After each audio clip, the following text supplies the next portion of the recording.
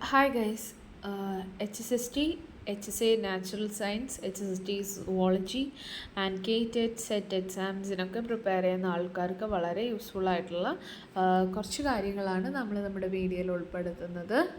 കഴിഞ്ഞ ക്ലാസ്സിൽ നമ്മൾ നോക്കിയ രോഗം ഫിനൈൽ കീറ്റോനൂറിയ ആയിരുന്നു.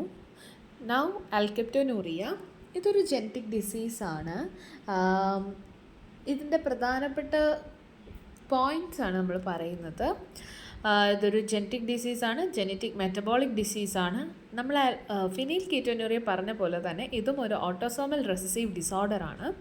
ശരീരത്തിലെ അമിനോ ആസിഡുകളായിട്ടുള്ള ഫിനൈൽ അലാനിൻ, ടൈറോസിൻ എന്നിവയെ കറക്റ്റായിട്ട് വിഘടിപ്പിക്കാൻ കഴിയാത്ത വരുന്ന ഒരു കണ്ടീഷനാണ് ആൽക്കപ്റ്റോനൂറിയ എന്ന് പറയുന്നത്. സോ ഇത് പ്രോപ്പറായിട്ട് മെറ്റബോളൈസ് ചെയ്യാൻ കഴിയാത്തത് കാരണം വരുന്ന അസുഖമാണ് ആൽക്കപ്റ്റോനൂറിയ. ഇതിൻ്റെ പ്രധാനപ്പെട്ട റീസൺ എന്ന് പറയുന്നത് നമ്മുടെ ലിവറിൽ പ്രൊഡ്യൂസ് ചെയ്യുന്ന ഒരു എൻസൈമാണ് ഹോമോജെൻറ്റിസേറ്റ് 1,2-ഡൈ ഓക്സിജനേസ് എന്ന് പറയുന്നത്. എന്താണ് ഹോമോജെൻറ്റിസേറ്റ് 1,2-ഡൈ ഓക്സിജനേസ്, HGD എന്ന് പറയും. ഈ എൻസൈമിൻ്റെ കുറവ് മൂലമാണ് ഈ ഒരു ആൽക്കപ്റ്റോനൂറിയ എന്ന് പറയുന്ന അസുഖം ഉണ്ടാവുന്നത്.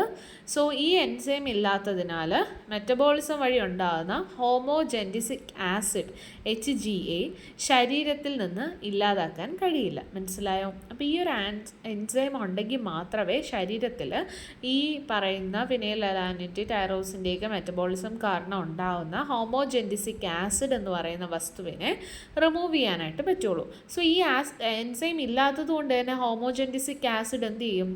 നമ്മുടെ ശരീരത്തിൽ അടിഞ്ഞുകൂടും. പ്രധാനമായും രക്തത്തിലും കോശങ്ങളിലും ഇത് അടിഞ്ഞുകൂടും. ഇനി ഇതിൻ്റെ ലക്ഷണങ്ങൾ, ഈ ഒരു രോഗത്തിൻ്റെ ലക്ഷണം എന്ന് പറയുന്നത് ഡാർക്ക് യൂറിനാണ്, അതായത് കറുത്ത നിറമുള്ള മൂത്രമാണ്. ഇതാണ് ഏറ്റവും പ്രധാനപ്പെട്ട ലക്ഷണം. എങ്ങനെയാണ് ഈ മൂത്രം കറുക്കുന്നതെന്ന് ചോദിച്ചു കഴിഞ്ഞാൽ, രോഗിയുടെ മൂത്രം വായുവുമായിട്ട് സമ്പർക്കത്തിൽ വരുമ്പോൾ ഓക്സിഡേഷൻ സംഭവിക്കുകയും അതിൻ്റെ ഫലമായിട്ടാണ് കറുത്ത നിറമായി മാറുകയും ചെയ്യുന്നത്. കുട്ടികളിൽ ഡൈപ്പർ ഇങ്ങനെ കറുത്ത നിറമായിട്ട് മാറുന്നത് ഈ ഒരു കാരണം കൊണ്ടാണ്. ഇനി ഓക്രോണോസിസ് എന്ന് പറയും. ഓക്രോണോസിസ് അതായത് പ്രായമാകുന്നതോറും ഏകദേശം 30 വയസ്സിന് ശേഷം ഇങ്ങനെ അടിഞ്ഞുകൂടിയ ഹോമോജെൻറ്റിസിക് ആസിഡ് ശരീരത്തിലെ കാർട്ടിലേജിലും മറ്റ് സെൽസ് ഉണ്ടല്ലോ അതിലേക്ക് അടിഞ്ഞു കൂടിയിട്ട് ഒരു കറുപ്പ് അല്ലെങ്കിൽ നീല നിറം ഉണ്ടാകുന്നു. ഇത് കണ്ണിൻ്റെ വെളുത്ത ഭാഗത്തും അടിഞ്ഞുകൂടുന്നു.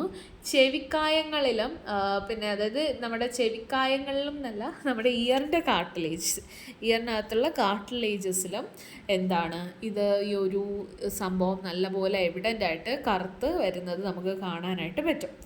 ഇനി സന്ധിവാദം, പിന്നെ സന്ധികളിൽ കാർട്ടിലേജിലൊക്കെ അടിഞ്ഞു കൂടുമ്പോഴത്തേക്ക് അത് സന്ധിവാദത്തിലേക്ക് നയിക്കും. പിന്നെ വലിയ സന്ധികളുണ്ടല്ലോ, ഹിപ്പ്, നീ, നട്ടല്, ഈ ഭാഗത്തൊക്കെ ആസിഡ് ഇങ്ങനെ അടിഞ്ഞു കൂടുന്നത് വഴിയിട്ട് കടുത്ത സന്ധിവേദനയും പിന്നെ നമുക്ക് ഭയങ്കര ബുദ്ധിമുട്ട് ഉണ്ടാവും, സന്ധിവാദമൊക്കെ ഉണ്ടാവും. ഇനി ഹാർട്ടിന് എന്താണ് പ്രശ്നമെന്ന് വെച്ച് കഴിഞ്ഞാൽ, ഹാർട്ടിൻ്റെ വാൽവുകളിൽ ഈ ഒരു ആസിഡ് അടിഞ്ഞു കൂടിയിട്ട് ഈ ആസിഡ് ഇങ്ങനെ അടിഞ്ഞുകൂടി കാൽസിഫിക്കേഷൻ ഉണ്ടാവാനായിട്ടുള്ള സാധ്യതയുണ്ട്. ഇനി ഇതിൻ്റെ ചികിത്സ എങ്ങനെയാണെന്ന് ചോദിച്ചു കഴിഞ്ഞാൽ, നമ്മുടെ യൂറിനിൽ ഹോമോജെൻറ്റിസിക് ആസിഡിൻ്റെ അളവ് പരിശോധിക്കുന്നതിലൂടെ നമുക്ക് ഈ ഒരു അസുഖമുണ്ടോ ഇല്ലയോ എന്ന് നിർണ്ണയിക്കാനായിട്ട് പറ്റും. ഇനി ഇതിന് ഒരു കംപ്ലീറ്റ് ആയിട്ടുള്ള ജെനറ്റിക് ഡിസീസാണ്, ഇതിന് കംപ്ലീറ്റ് ആയിട്ടുള്ള ഒരു ക്യൂർ ഉണ്ടോ എന്ന് ചോദിച്ചാൽ ഇല്ല. പക്ഷേ ഇത് നമുക്ക് ഫുഡൊക്കെ കൺട്രോൾ ചെയ്യുന്നത് വഴി നിയന്ത്രിച്ച് നിർത്താമെന്നേ ഉള്ളൂ. അതായത് ഫിനൈൽ അലാനിൻ, ടൈറോസിൻ എന്നിവ കുറഞ്ഞ പ്രോട്ടീൻ ആഹാരങ്ങൾ കഴിക്കുക. പിന്നെ ഹോമോജെൻറ്റിസിക് ആസിഡ് ഉണ്ടാകുന്ന ഒരു പരിധിവരെ ഇതുവഴി കുറയ്ക്കാനായിട്ട് പറ്റും. പിന്നെ വൈറ്റമിൻ സി, ഇത് ഹോമോജെൻറ്റിസിക് ആസിഡ് ഓക്സിഡൈസ് ചെയ്ത് കോശങ്ങളിൽ അടിഞ്ഞുകൂടുന്നത് മന്ദഗതിയിലാക്കാൻ സഹായിക്കും. പിന്നെ നിറ്റിസിനോൺ എന്ന് പറയുന്ന ഒരു കമ്പോണൻറ്റ് ഈ എൻസൈമിനെ തടയുകയും അതുവഴി ഹോമോജെൻറ്റിക് ആസിഡിൻ്റെ ഉൽപ്പാദനം കുറയ്ക്കുകയും ചെയ്യുന്ന ഒരു മരുന്നാണ്. Okay, so thank you. ഇത് നിങ്ങൾക്ക് യൂസ്ഫുൾ ആവും. സിമ്പിളായിട്ടുള്ളതാണ് കാര്യങ്ങൾ എക്സ്പ്ലെയിൻ ചെയ്തേക്കുന്നത്. മറ്റൊരു വീഡിയോയുമായിട്ട് നമുക്ക് വീണ്ടും കാണാം. Thank you.